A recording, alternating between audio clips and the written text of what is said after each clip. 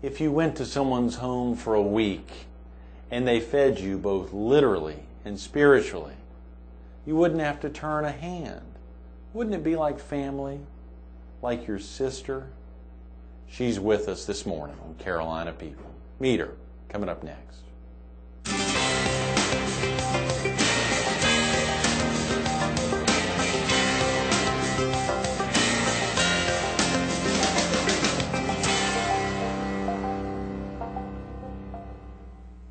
Good morning. Welcome to Carolina People. This morning we're at the new offices of the Myrtle Beach Herald at 4806 Northgate Boulevard in Myrtle Beach. We're focused on the upcoming Wholeness, Holiness retreats.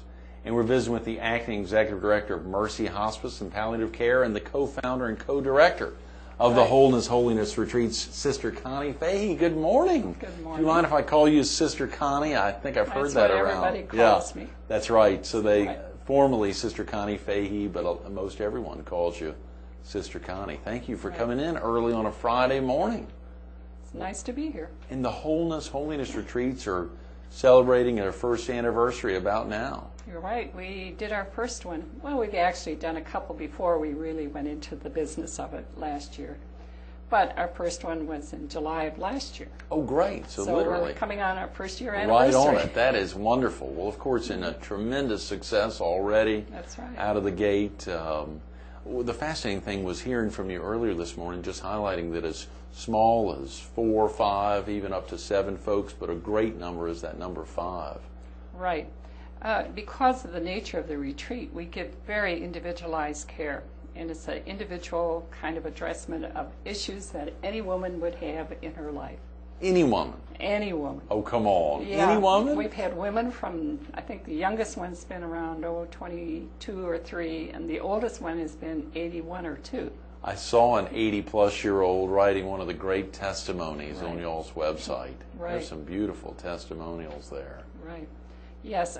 Any woman that has lived life usually has run into something that she wants to work with in her life. Mm-hmm. And we're bringing the emotional right along with the spiritual together. So, you know, if your spouse just died, so there's a lot of emotional turmoil around the death of a spouse, especially if it's been for, 50 years or whatnot, and then the separation. So you go through a lot of grieving, and a lot of issues happen at that time. But not anybody, you go to counseling, you can get bereavement care, but getting the spiritual care right along with the counseling care helps a person kind of put it together, find meaning in it, and continue to grow from the experience. Right. So it doesn't become, so you heal. It's part of it is really healing of your emotional and spiritual self. Now, do you and Sister, is it Margie? Sister Margie. The co-founder and co-director of the Wholeness, Holiness retreats, do y'all more or less audition potential retreatants so to see if they have some commonalities, or do you like them to have different spiritual needs? Most of the time, it just happens. But it's just wonderfully the way it just happens, because it seems like the right people come together each time. Well, that which sounds is really like divine intervention. Yes. It is. And it's women who, most of them we've known, although a few have come just kind of out of the blue. But most of the women we have kind of selected and said, this would really be great. Yeah. Especially if they're seeing us for a spiritual problem or an emotional problem. Then we suggest maybe you'd like to deal with this. Rather than go for therapy for 9 years, we can do it in 1 week. Wow.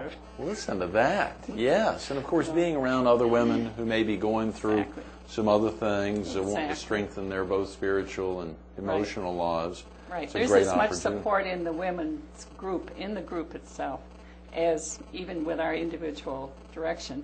The women themselves are very supportive of each other, and they form lifelong, they've already got many friendships going. Since last July. Right. Yes. Exactly. How fascinating. Well, of course, we want to get into some of the retreat locations and some of the upcoming retreats, but for viewers who may need to get off to work or get family out of the house, is there a good phone number for someone to call to learn about the retreats if they got to get out right now, or a good website for them to visit? Yes, you can Google us at Wholeness, Holiness Retreat. I think that's the easiest way to get in. Our website is www.wholenessretreats.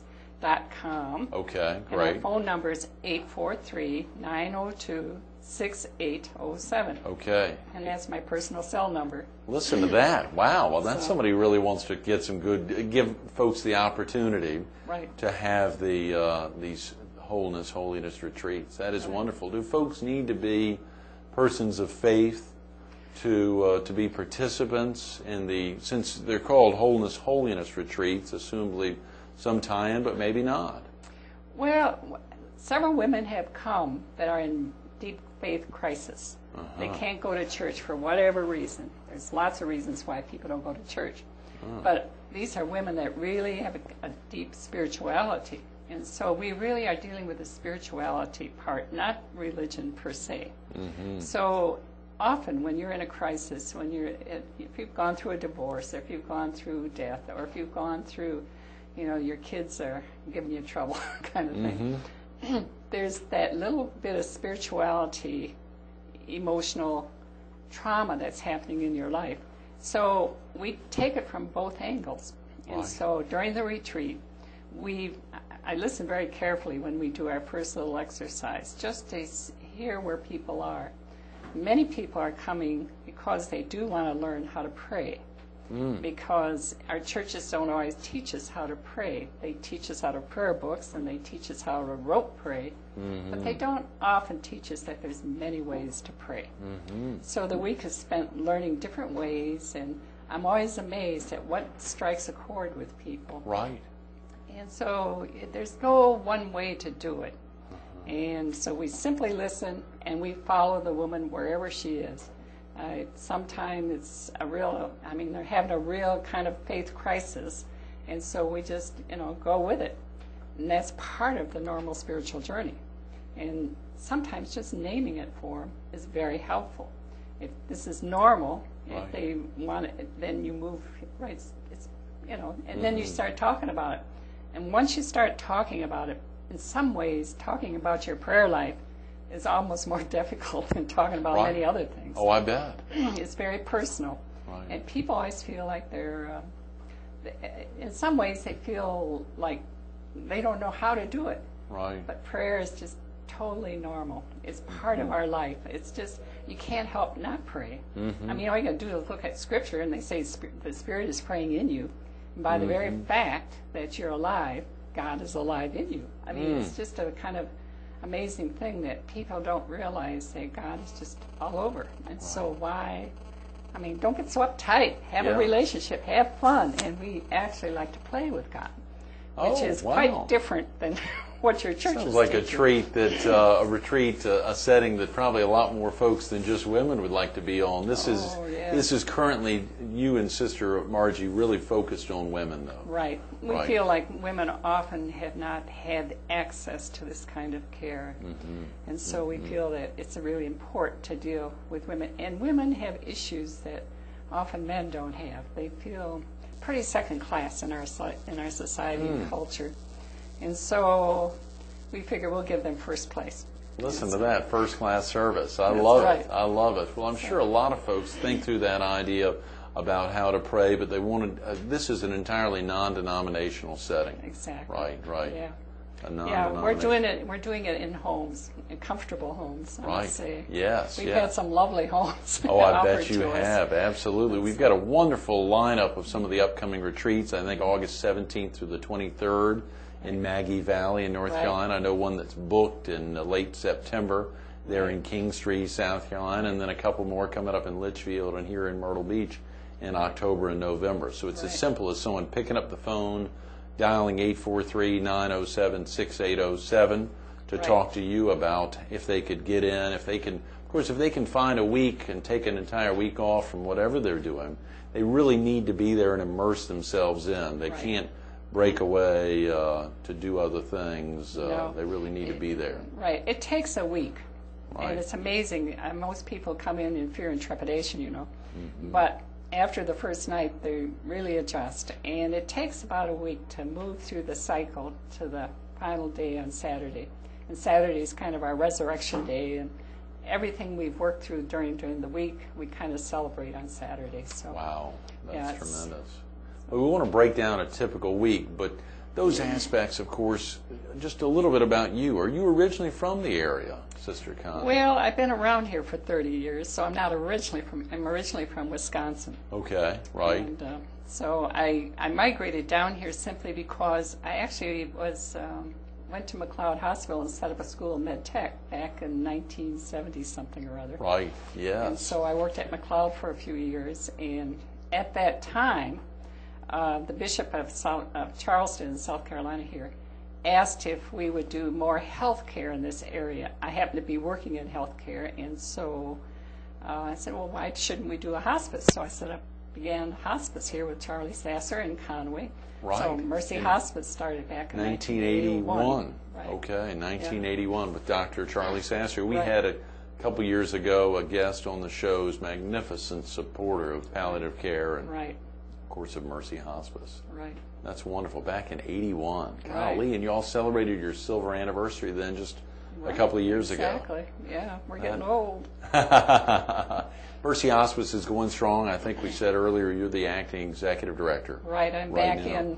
I'm back in for until we find a new executive director. Good. So, but it's working fine. It's doing When someone well. hears that the term nun or sister, what is the difference between a nun and a sister, Sister? Well, I'm a Connie? sister. Now, a sister is a woman who takes what we call simple vows, the vows of poverty, chastity, and obedience. Okay. Now, those vows bind you for life, but they're easier to, if you wanted, for some reason or other, to leave, you can leave much easier. Right. Whereas the nun has what they call solemn vows. In other words, they totally intend never to separate from their congregation. Mm-hmm. So, I mean, most people kind of use the terms interchangeably. Right, sure. Doesn't make much difference. We identify with each other. Sure, even though those are simple vows, you're as committed, Exactly. assumably, as anyone who's taken the solemn vows. Exactly. That's a great commitment, Yeah, a tremendous commitment exactly. there. And the same thing, and you're co-founder, co-director of the Wholeness, Holiness retreats. Yes. Tell us about her. And I see there's a couple of folks, including the two of you all. There's also Sister Trina Right, for some of the exactly. upcoming Holiness retreats as Exactly. well. Just a little bit about those two. Okay, Margie, she's also a Franciscan sister. Now, there's all kinds of Franciscans. There's one, they say you can't tell how many Franciscans there are in this world because we're of different groups, but my Franciscan congregation is out of St. Louis. Her Franciscan congregation was founded in Dubuque, Iowa. Uh-huh. But we both work here in South Carolina. Right. And then Trina's a Dominican, which is another stripe, and to get into all the different orders in the church. But anyway, so she's a Dominican. Trina is our artist. She's she's really a great artist. Right. So we also include a little art into the retreat. Great. We use, your right brain stuff just basically to pull it all together, sort of thing. I love it. And Margie's a therapist, Mm-hmm. and then I'm the spiritual director. So we're a team, and we really work very closely together. And all three of us have been in South Carolina for a considerable number of years, Boy, yes. and worked together, and have worked together for many years. So when Margie suggested let's do it, I said, sure, why not? Let's try it. Right. So here we are, we're doing it. That is tremendous. The 1-year anniversary coming up next month. Let's break down a typical retreat. Is there such thing as a typical retreat, or are there differences, let's say, in one you may have held last month in May and the one coming up in August there in Maggie Valley, North Carolina? Well, there is a certain format, but Okay. they're all different because the people are all different. The people are different, yeah. Right, so it depends where the people are and how we move.